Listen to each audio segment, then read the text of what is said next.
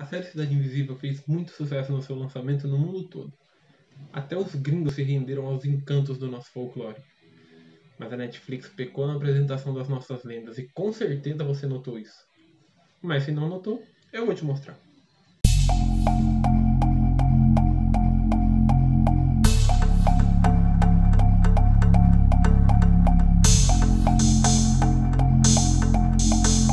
A Netflix mirou no folclore brasileiro e acertou em cheio.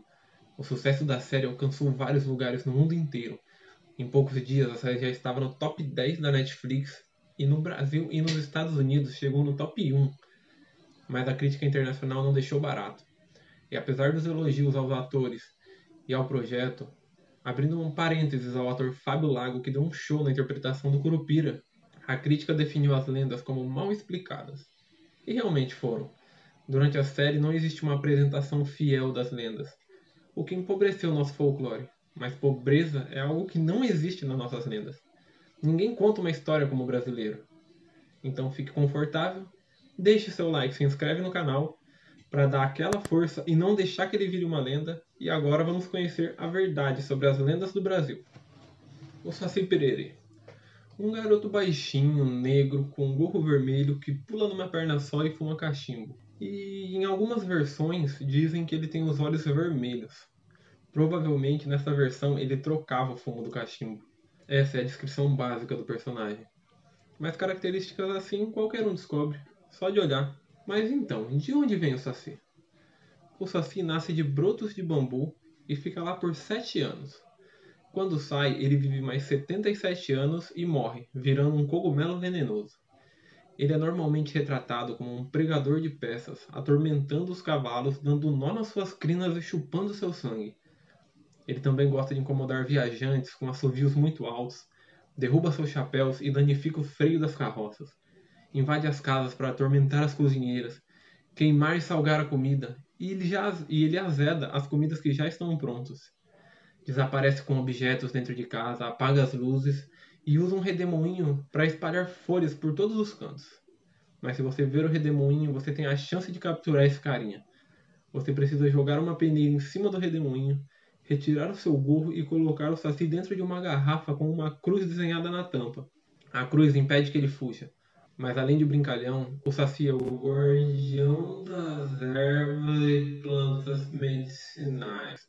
É um grande curandeiro. Em alguns cantos é considerado um personagem maléfico por proteger as plantas medicinais e afastar aqueles que tentam pegá-las sem a sua permissão. Algumas lendas contam que o Saci inicialmente tinha 2 pernas e um rabo, mas os escravos contribuíram para a criação da lenda.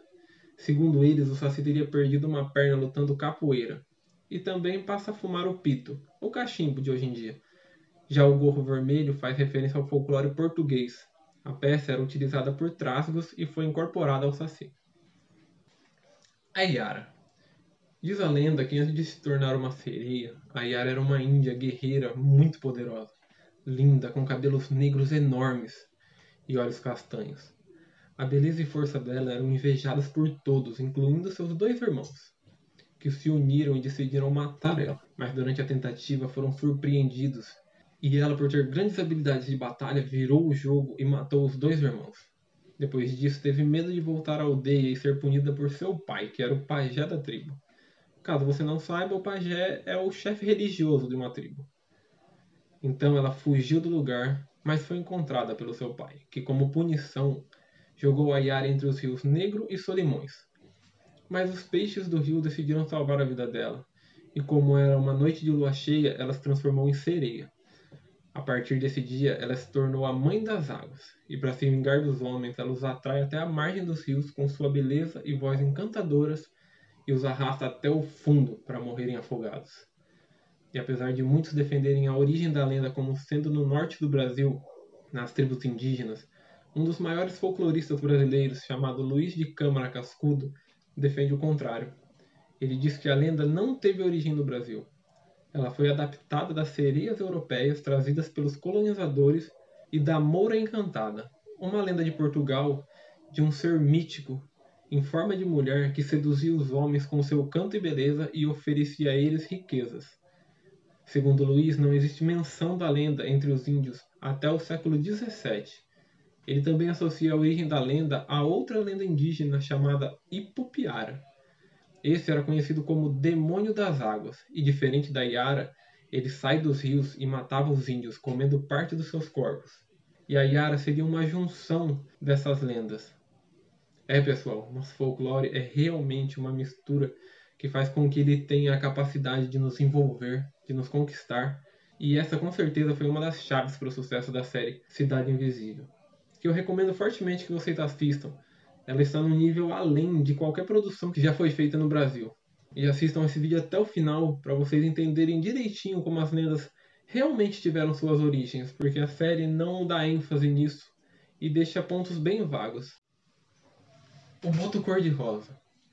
Essa lenda teve origem no Brasil, no norte, e a história que ela conta é a seguinte. Nas noites de lua cheia, geralmente nos meses de junho e julho, nas festas juninas, o Boto Cor-de-Rosa se transforma num belo rapaz. Ele aparece nas festas vestido de branco com um grande chapéu para disfarçar o seu nariz enorme. Já que a transformação que ele sofre não é completa, ele ainda apresenta traços de um boto. E além de belo, ele é muito comunicativo e galanteador. Ele se aproxima da mulher solteira mais bonita da festa e a convence a dar um passeio nas margens do rio. Quando chegam às margens, ele leva a moça para o fundo do rio e a engravida. Depois, com o nascer do dia, ele volta a ser um boto. Essa lenda é geralmente usada para justificar a gravidez de mulheres solteiras. Eles costumam chamar o filho da mulher solteira de o filho do boto. E outra coisa dita em relação ao boto é que se você comer a carne dele, você ficará enfeitiçado por ele pelo resto da vida. Em algumas ocasiões dizem que a pessoa pode chegar até a ficar louca. E ainda bem que ele só se mete com moças solteiras, porque se fosse com as casadas, ele provavelmente estaria extinto. O Curupira. Esse carinha é um grande conhecido do nosso folclore.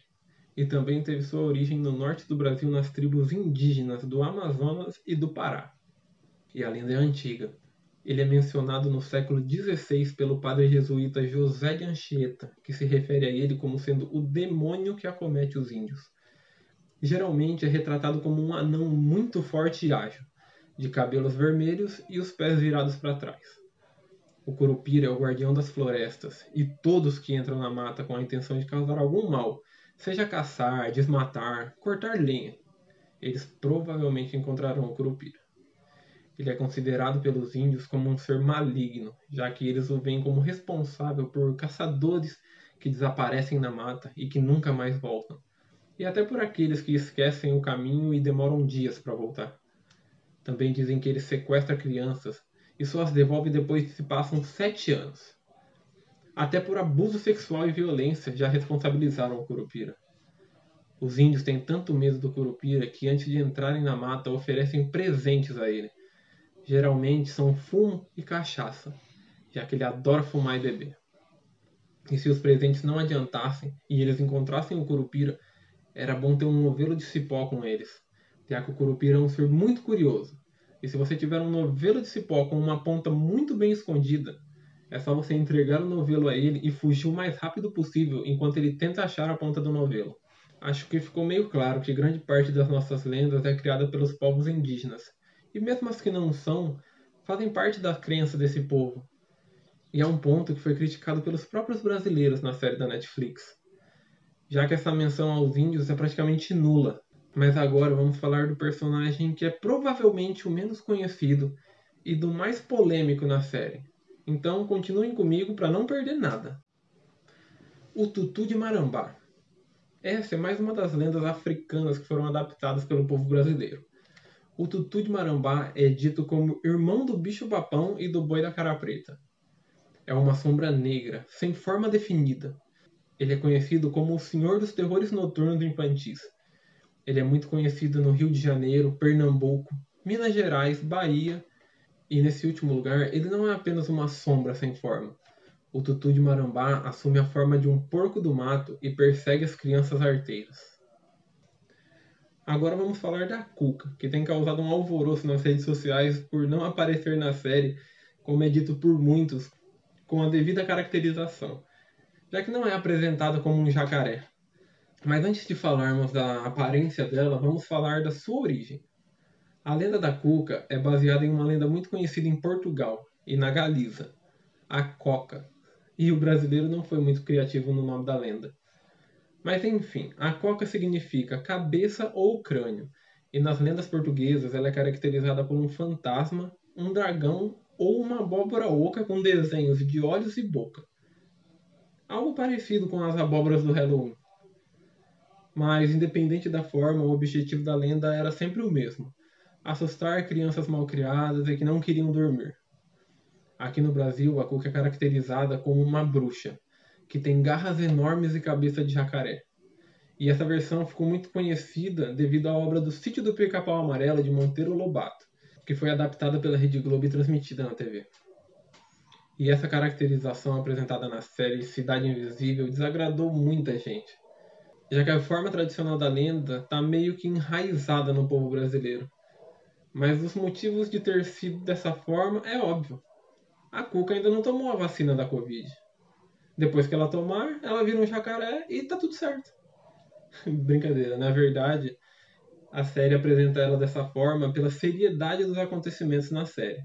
Usar a Cuca do Sítio do Pica-Pau Amarelo com certeza traria um ar de brincadeira para a série. Mas se repararmos bem, a Cuca mantém suas características de bruxa. As poções que ela usa foram mantidas. Até o lugar onde ela mora foi feita a tentativa de dar um ar de caverna. Mas apesar de alguns pontos como esse, o personagem é muito bem interpretado. E vocês com certeza, se não assistiram, deveriam dar uma chance. Bom pessoal, eu espero que esse vídeo tenha servido para esclarecer a vocês alguns detalhes da nossa cultura, que há um bom tempo tem sido deixada de lado e trocada por lendas de outros países, mas a Netflix acertou em cheio nessa produção. E apesar do sucesso da série ter sido algo importante, eu acho que o mais importante de tudo foi ela lembrar o quanto a nossa cultura é incrível, o quanto ela é envolvente. Se você descobriu algo novo aqui, eu peço que você deixe seu like, se inscreva no canal e vamos acompanhar juntos a série e trazer novidades conforme os novos capítulos forem surgindo.